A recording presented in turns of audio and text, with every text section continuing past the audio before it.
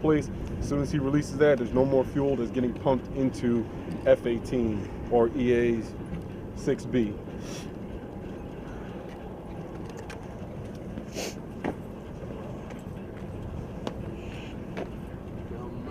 And we roughly do like 500 or more.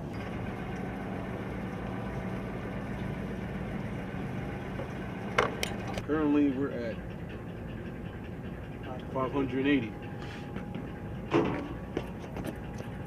Before we take a sample, we have to wait for it to reach 600. What's that right now?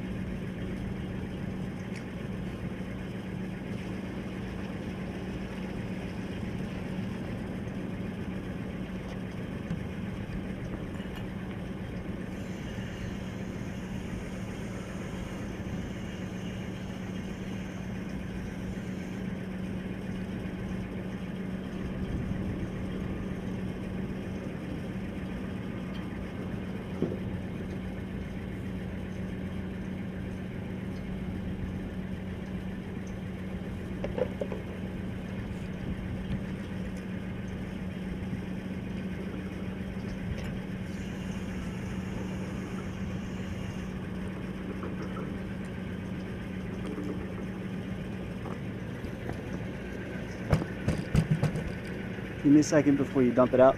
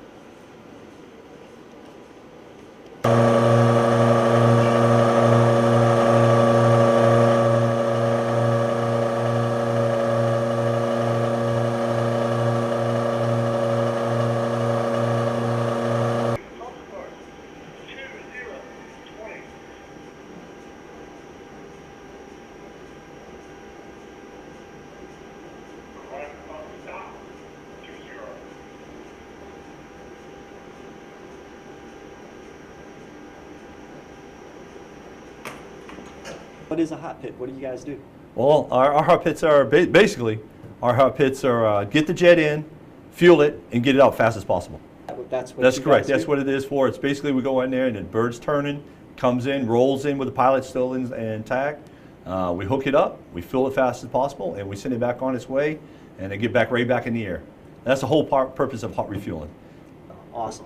Well, the reason why it's really important, because the pilots don't even have to get out of their planes to fuel. And otherwise, if they go in, they shut down, they have to remove the pilots out and shut down the aircraft, and it takes longer.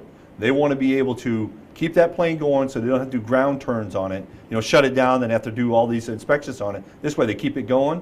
Pilots can even swap out, and when they get off the hot refueling pits, swap out and keep right on going. So it's really important for training-wise, and it's important because if we ever have any world contingency problems, we can keep right on fighting without even stopping. 12 minutes, 12 to 15 minutes, we get a plane right back in the air. Nice little group. We got a great team between the Japanese, the sailors, and the Marines that come out here. They love it. They come out here, do business, they see what's going on. I mean, they're actually doing stuff, real stuff. So it's a big deal for them, big deal for the Japanese. It's great. Like I said, it's the best job there is. The importance of pulling those fuel samples. We want to make sure that the fuel is 100% clean and safe for the jets. We want to take care of our pilots and our captains and our officers, obviously, that drive, that man those birds. So we take care of them by making sure that the fuel is ready to go. We do a visual sample every morning. We do an actual lab sample every Monday morning.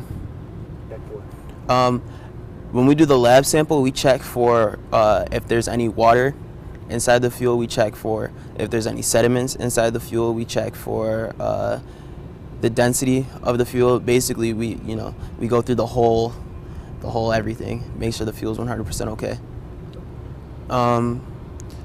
Recirc wise, when we recirc, we recirc every day when we do our visual sample to make sure that any fuel that's been sitting inside the pipes gets ran through. So just to make sure there's no sediments that have been sitting inside of it. And then when we do the visual sample, we basically just pull a small sample, and I visually inspect it to make sure there's no sediments or anything inside it. Basically, they test it. It gets tested in the lab, and so yeah, it still does kind of get tested. But I do a visual sample, and then I put the fuel inside of a bucket, and I bring it to the lab, and then they test it, and if it's okay, they just put it back into the system, and it just gets ran back through the system.